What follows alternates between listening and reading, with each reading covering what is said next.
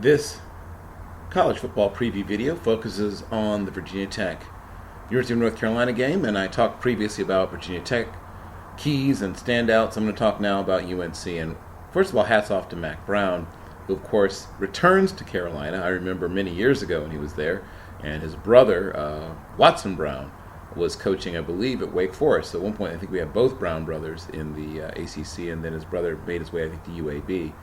But this is going to be a very good game. And as I mentioned, I have sort of connections to both schools. My father got his PhD at the University of North Carolina. I lived there as a child. I grew up in Virginia. Lots of my former teammates and a lot of my friends ended up going to Virginia Tech. So to the game. Once again, the Boston College game was a very dramatic game with a walk-off, 2-point conversion, interception returned by Trey Morrison, which is an interesting point because Trey Morrison was a player who would not have been playing that position if not for having lost Miles Woolfolk, who was a graduate student who was declared academically ineligible and would have been one of their starting safeties.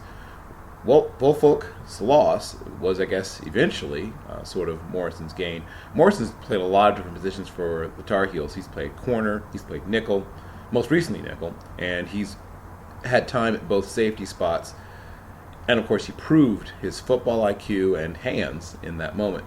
Some other players to note on defense, of course, Chaz Surratt, who's probably the highest-rated defender on the team. Some people think he might creep into the first round. I think most likely he's in the second or third round, but he's a very good player.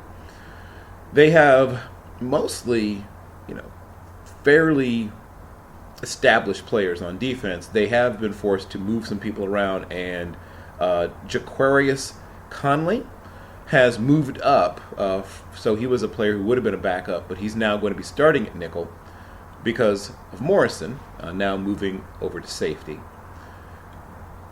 And of course, most people know about the offense at Carolina. They have one of the best sophomore quarterbacks in the country in Sam Howell, who's probably an eventual top of the draft, top 10 or so, maybe one day kind of draft pick when his time comes.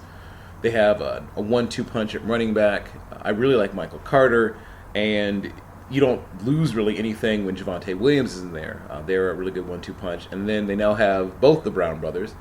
They have De'Ami Brown and his brother Caffrey, who is just a redshirt freshman and, of course, is a terrific track athlete. He ran a 10.5 500 meters, was a terrific long jumper in high school as well.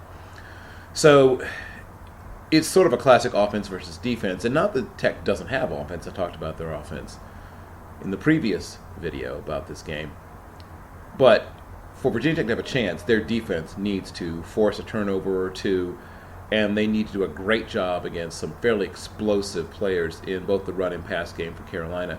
I think it's going to be a very close game. I think 4 points or less is going to decide it. I'm leaning slightly Carolina, but the Hokies are going to make this a fight, an absolute fight. I don't know if I'll do any more on this game, but if I do, you'll see it here.